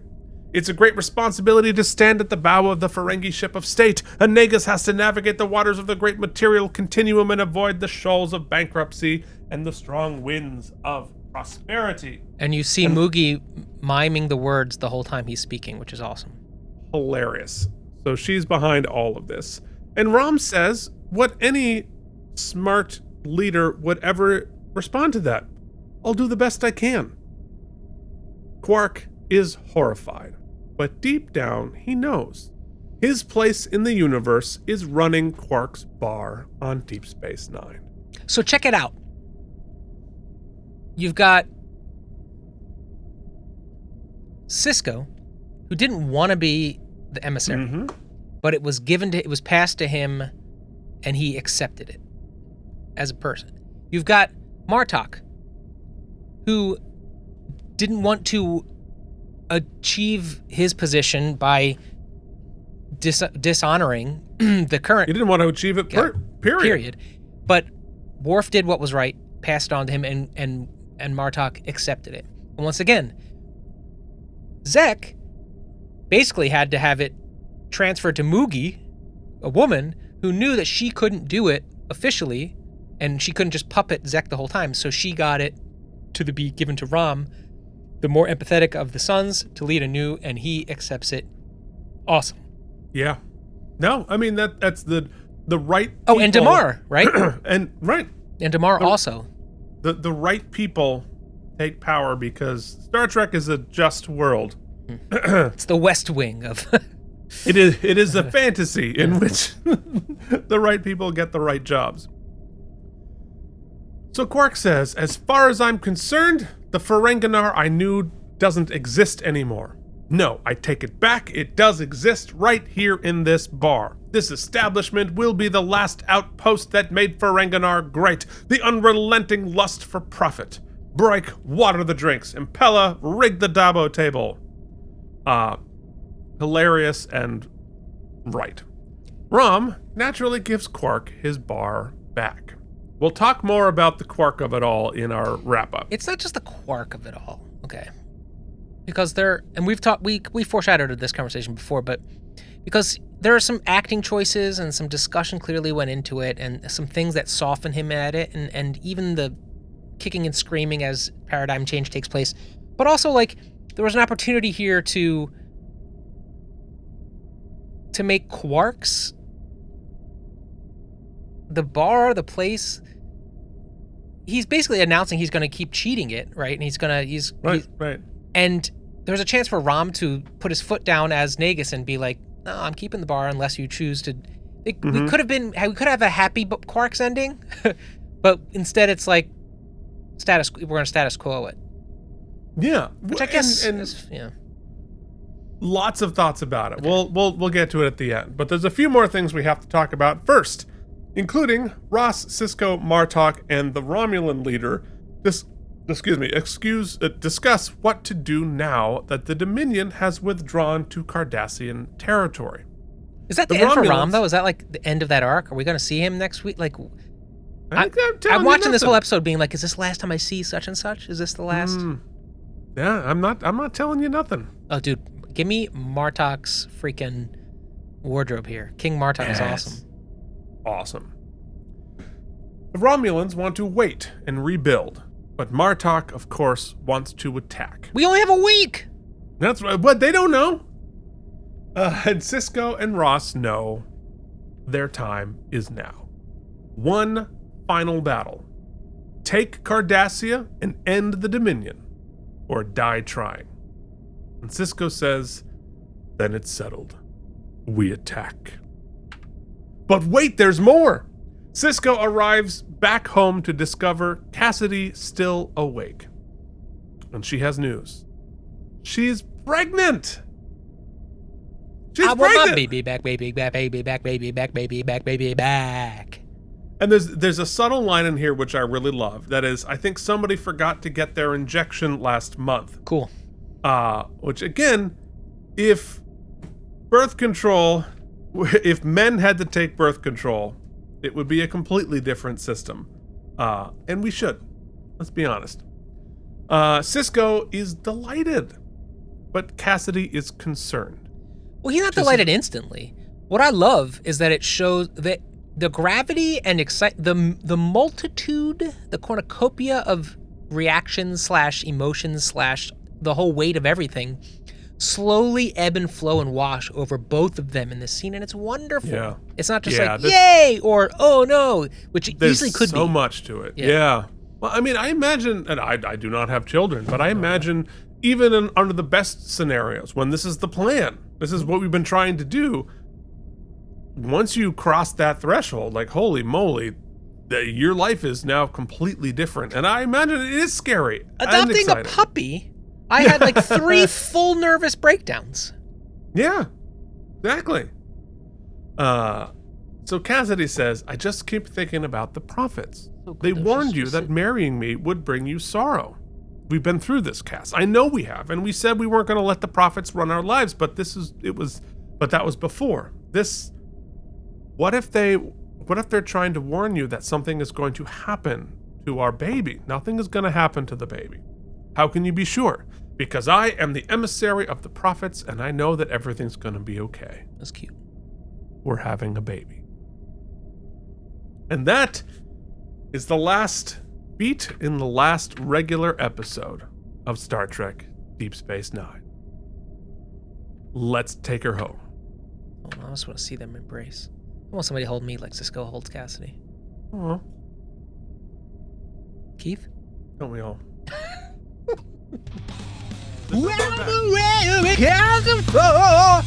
AlamarEmmys, there was more. AlamarEmmys, it's AlamarEmmys time! Jesus Christ. You know what, Keith? You know what I think we need? We've gotten so used to me just skrelting at you. Ruining things. Yeah. Let's respect the original AlamarEmmys one last time. As the artist intended. Because I'm going to have the last word, of course. Next week, we'll let my head scream. But this week, let's do it this way. AlamarEmmys, count to 4. AlamarEmmys, then one more. AlamarEmmys, it's AlamarEmmys time! Satisfying. That was definitely not worth it. Oh, they didn't know it took us 15 minutes to find that. That's true. That's true. Oh, there's some great stuff in here. The turnabout. There's so much good stuff. Something tells me I don't know how many happy endings we're gonna get. Hopefully I'm wrong. I mean, I hope it all wraps up nicely and we all live happily ever after, and it ends with Cisco holding baby Cisco over his head like the end of Circle of Life in Lion King. That's what I hope. Something tells me. Meanwhile, Jake's like, "Hey." No, Jake is one of the giraffes.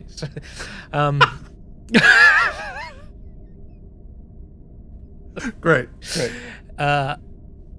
So I want to cherish and savor the coronation of King Ram, because it's so awesome and so wonderful, and specifically the moment. It's nice when Lita and he celebrate, but when Quark yells at him afterwards, and then Ram just goes, "Of course I'll give you the bar. I love you, brother. You're my brother, and I love you." And he's just like, in that moment, I wanted him to be vengeful and spiteful and really F Quark over, because that's what I want. Yeah, that's not who Ram is. But that's not who Ram is. And Ram's full circle, he never wavered from who he is and who he became. And it's just such an incredible ending for him that I want to like capture it, put it in my heart, and save it. Yeah. If you will, select all, save. Select all, save. Yeah. No, I mean, it is beautiful, and Ram is beautiful, and Ram's journey is beautiful. Like, holy moly, what a journey. We were saying it on the Patron feed, but like, we talk so much about Nog's journey from annoying little kid to Federation officer who has not only risen up the ranks in the first Ferengi in the Starfleet, but also going through all this huge emotional journey and maturing into the adult that he is today. As like, what a journey for the character. Well, his dad went through the same thing. Yeah. Was, basically an unnamed extra in the pilot to become Quark's brother. I guess he always was. Then to become an engineer, and then to marry Lita, and now he's the freaking leader of the Ferengi. Like, what a crazy journey. And earned all the way through. It's earned from the character. It's earned from Max's performance. The whole thing is earned. And so it feels very satisfying. I think it's the right call to not make Quark the Nagus. I don't think that would have made much sense at all. It feels great. But for me, I think there's something really exciting about Damar's Batman turn. Right? That is, like I said before, like the Cardassian military has always been this sort of corrupt and dark and authoritarian thing. But the Cardassian people, and calling upon the power and the strength of the people themselves, feels very Star Trek, right? And it feels like this is who the power source for the Cardassians should be. That is what it always is. So it's like, it's the rebels rising up against the Star Wars bad guys, right? Because it's not about military power. It's not about authoritarian power. It's not about like, using that power for good. It's finding the real source of good. The Cardassian people are not responsible for what the Obsidian Order did, not responsible for what the military did during the occupation. They're just the people. And using them as the power source, as the hero source, and using Damar's call to them it's both exciting, because like it's exciting to build a legend, right? And it's sort of like a comic book story here, but also it's exciting because we can root for them. They're untainted, and it gives us a Cardassia to hope for that is more humanistic and more Star Trek-y. And so I think that's an exciting turn for me. So that's my best moment. And we get to blow stuff up. You get some stem bolts. Hell yeah, they are self-sealing. Here are some stem bolts for you. Like many of these final episodes. Oh, what's up, Charlie? I'm bored. Stop podcasting. As a standalone episode, goddamn, he's cute. As a standalone episode, I don't know if it even holds up. Like, I don't know if any of this is satisfying if you haven't seen anything else. Like, I don't think. Like, even the storylines are kind of disparate, but it all seems to work in our in our current momentum, you know, it's all working for me. I'm glad the Ezri and Bashir of it worked out. I'm glad that I think they've planted incredible seeds with the Odo and the genocide of it all. I feel like that's, if I had to say there's 3 main shoots to resolve next week, it's that. It's the Pa Wraith of it all. Right. We have to have sort of a He-Man Skeletor showdown. I always thought it would be Dukat, but I think it's Win. I think she out Dukat. Who knows? So that storyline, and then sort of the general, what happens, how's the war end, and what do we leave behind, right? What is the status of people going into the ending? I think we've set the table incredibly for the Cardassians. For me, this episode, just like, you know, King Worf, all these incredible things that's been happening in this last shoot, seeing the sort of natural ending for Rom here, and the natural evolution of Damar, these 2 characters who were not major players, right, didn't have names in their first episodes, becoming pivotal and wonderful. Even the idea of Nagus was sort of a comic thing. We played as a joke the first time we saw Wallace Shawn, right? It was just but now we're using the Ferengis and their turn as a very sort of idealistic and championing of the ideals that Trek is supposed to be, right? Which I just think is like, you know, sometimes, especially as I get older and jaded, what I used to love has become trite. I don't like ideas that are just feel. A lot of times, ideals feel trite to me now because. Well, when it aired the first time, The West Wing was only like 1 letter grade away from the reality. Yeah. And now it is like a different alphabet. I don't even know if I would probably argue against how close it was to the reality, but at least it felt attainable. It felt like whether we were succeeding or failing, we were at least striving for our own ideals, right?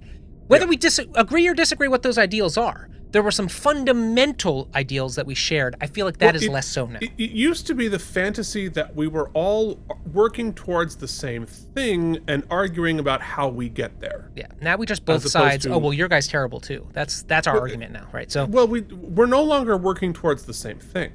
We're working towards diametrically opposing visions. And I just love that they do thread a needle. I think you're going to talk about this more. In Quark, it doesn't feel like an actual reversion for him. What it feels like is a tacit admission / surrender.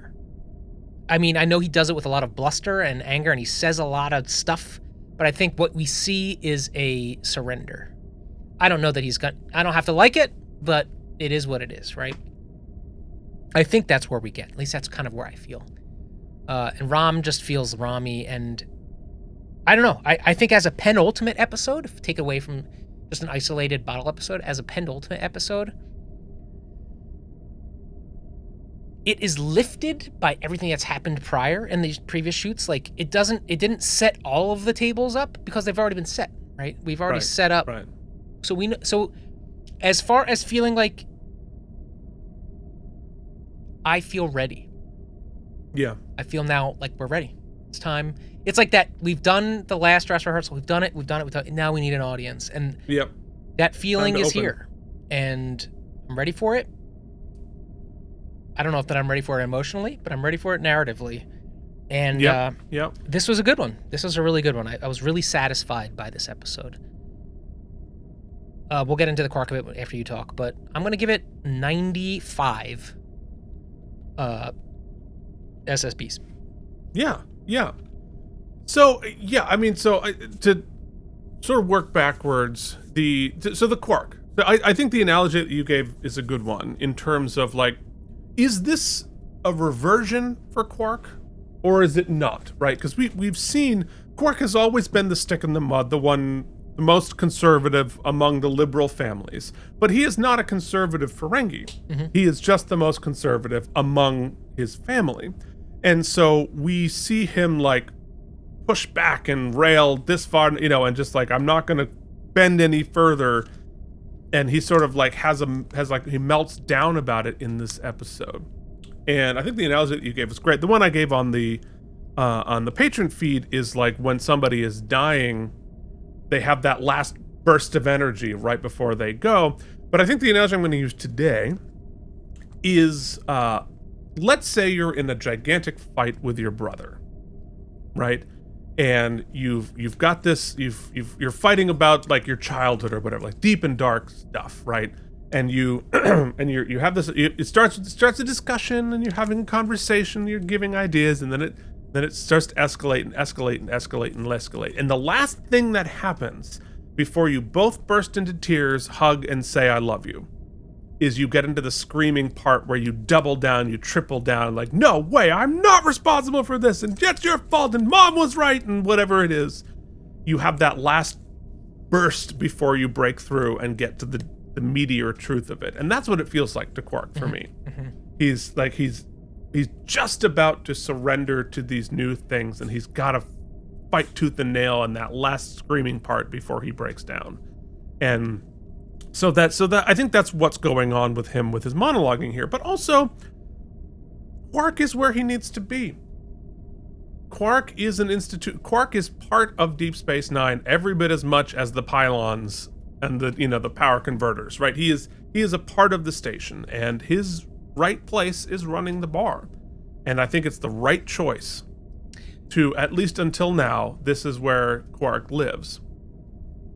Yeah, and I think what's cool, if you allow me, to go back to most of the successful leaders here are ones who did not seek out to attain that power. It was given to them, or it was accepted by them.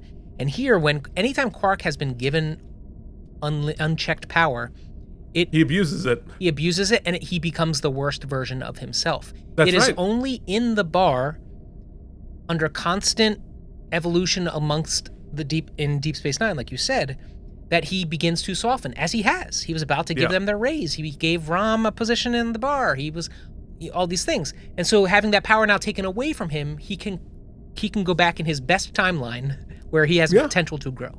Well, some people grow when the guardrails and boundaries are removed. Some people only grow within the boundaries and with the guardrails.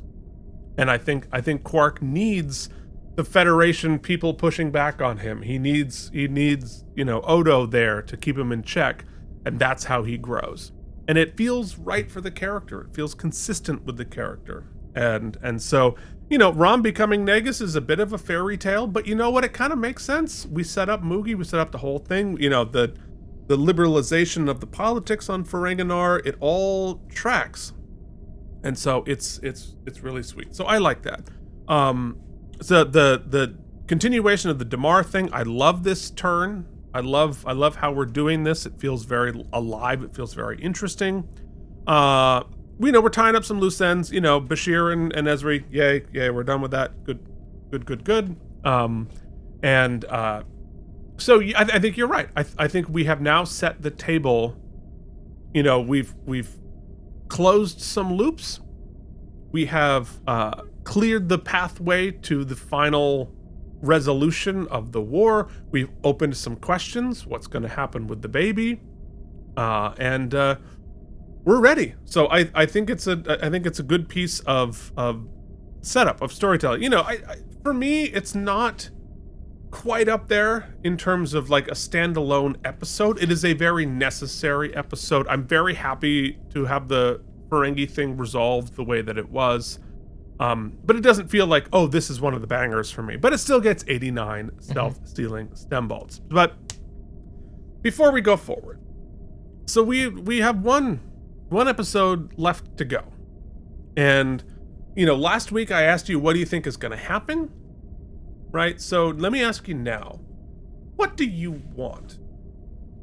How do you feel about series finales? What do you look for? What type of, what's on Mike's wish list plot-wise a little bit, but also just more like what makes you walk out of a series finale feeling satiated?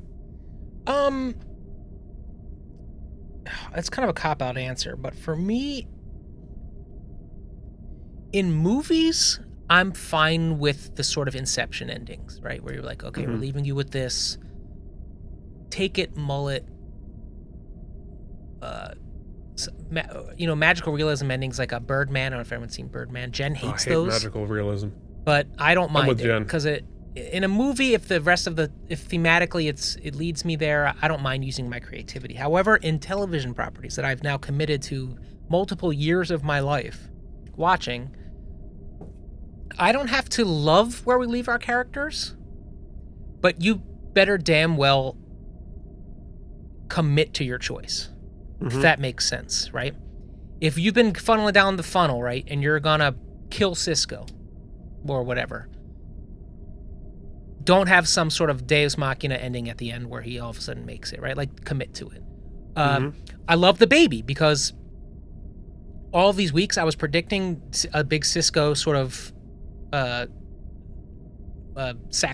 hero sacrifice. The baby adds some ripples to that. I don't know if that's a bigger sacrifice. Yeah, we love Jake, but like leave the baby. Or maybe he's given us Sophie's choice. I mean, it gives us a lot to play with Cisco, which I like. Right.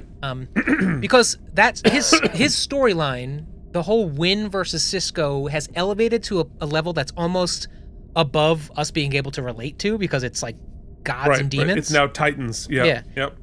But the baby rips it back down, which I love. Love it. Yeah. We know that Quark in the bar and everything, we know that sort of level of things is where it's going to be. The last we see of Worf there, he's like doing a funny comical joke. Like it's sort of stabilized. Settled. Right. Which tells me, calm before the storm, we're going to set a new normal next week, and I'm fine with that. What I really want from it is give me the events and then give me the sort of... I just think... I don't want to set my expectations too high. It just feels like we are going to usher in a new normal for the Trek universe coming out of this. The Cardassians, the Klingons, the Romulans, the political, interpolitical relationships of everyone is kind of reset after this. So I want an episode that gets us there, and then I want a little bit of an epilogue. I don't always love an epilogue. We flash forward a little bit. Feels like this is going to need it. So you want a little Return of the King. A little Return of the King. That's what I'm feeling. That's what I'm hoping. Ultimately, I can't believe I'm going to say it. I just want us all to get to the end now. Before I was like, look, it's huge. It's a big epic. Someone's got to go. I feel like we've set the places where like we could do the happy ending where we win the war and everybody makes it and it could work. I didn't think that was possible before, but I feel like we've got a tiny little needle. It's not absurd like Luke shooting the one hole in the Death Star. We have a lot of outs, but I feel like we could do it in a way that we don't feel cheapened. That's what I'm saying. Now I want everybody to live, and I want a happy ever ending is what I want. Well, it's a big, and you think about how big our cast has gotten, how gigantic our ensemble of stories have gotten. There's a lot to wrap up. I could see. Now, if you wanted to like potential bloodlusts, check your face, okay? I could see a Kira death. Since we've already kind of had them saying goodbye to each other, but Odo lives, so I could see them Jedi Kira getting blown away. Gravitas, but I could accept that. I could see a Garrick in a heroic sacrifice for Cardassia after everything. I could see something. So there's a lot of room for stuff, but like the core peeps. I mean, Kira's core, but I just don't want them to kill Cisco now. I've been teasing it, and I just like kind of want him to make it now. Like I want him to hold his baby. How beautiful would that be if he's holding a little baby at the end? You know what I mean? And he names him Jake 2. I'm right here, Dad. No, he would name him after one of the Daxes, right? Probably. Yeah. Jake Zia.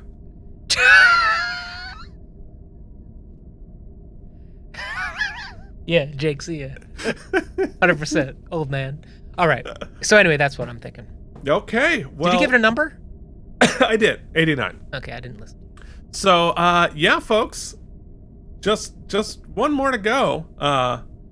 Yeah, I have to figure out, well, it's going to be a long one next week. Long one this week. So everybody get a snack for next week. You can see our watch along at patreon.com/KNM, and you can watch all of Mike's, cheers and tears.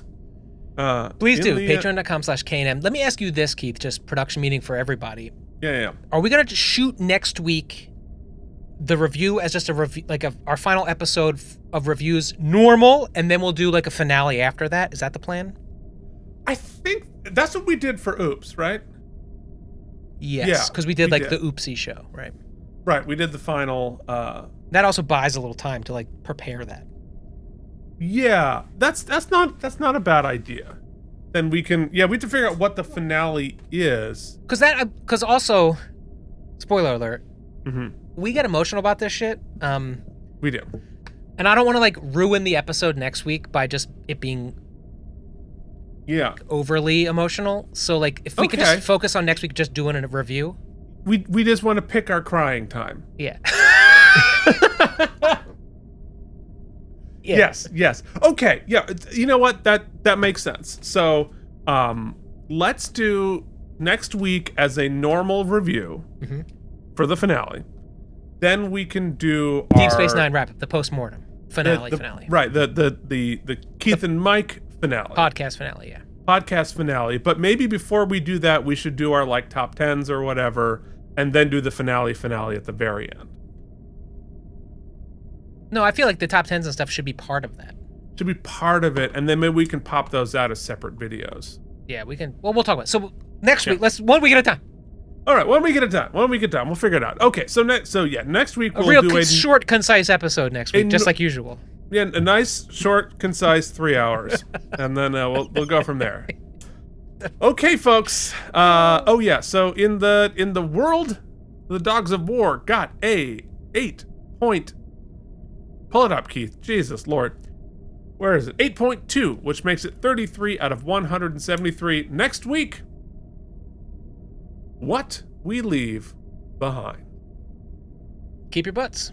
Keep your butts, everybody. Thank you for watching K&M Entertainment. I've got a pee so bad. If you enjoyed our particular brand of nonsense, please like and subscribe. Or become one of our patrons at patreon.com/KNM.